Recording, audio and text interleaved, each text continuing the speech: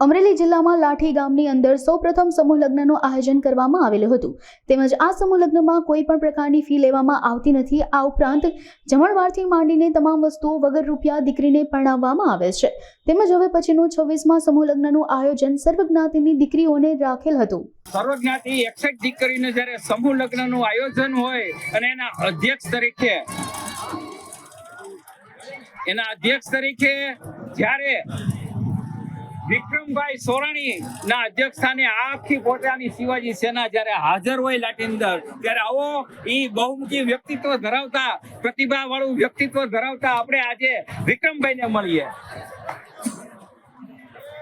આ છે શિવાજી સેનાના વિક્રમભાઈ સોરાણી, જેને મળતા અમને એટલો બધો આનંદ થાય છે કે આવું સરસ આયોજન લાઠીની અંદર એને બહુ જ આમ જુઓ ને તો એક અસ્મરણીય છે કે આવું મેં ક્યારેય જોયું નથી। ચલો આની અનુભૂતિ માટે આપણે વિક્રમભાઈ સારાભાઈ ને પૂછીએ। વિક્રમભાઈ કેમ છો? આજના પ્રસંગ નિમિત્તે તમારી અનુભૂતિ કેવી લાગે છે તમને? આજ રોજ અમરેલી જિલ્લાના આંગણે એટલે કે લાઠી તાલુકામાં જ્યારે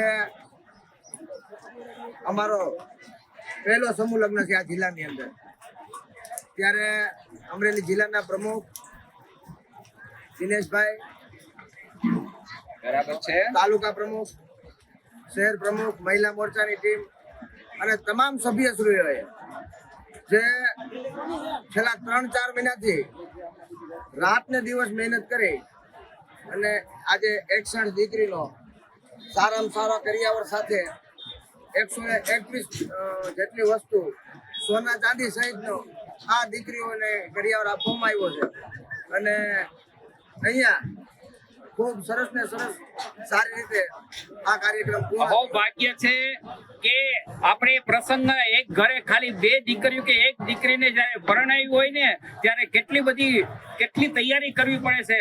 જ્યારે આજે આપણે આ વિક્રમભાઈના સોરાણીના જ્યારે અધ્યક્ષ સ્થાને 61 દીકરીઓને જ્યારે પરણાવવામાં આવે ત્યારે એની જે મેનેજમેન્ટ, એની વ્યવસ્થા અને એ પણ જોઈએ તો ખુશ થઈ જઈએ।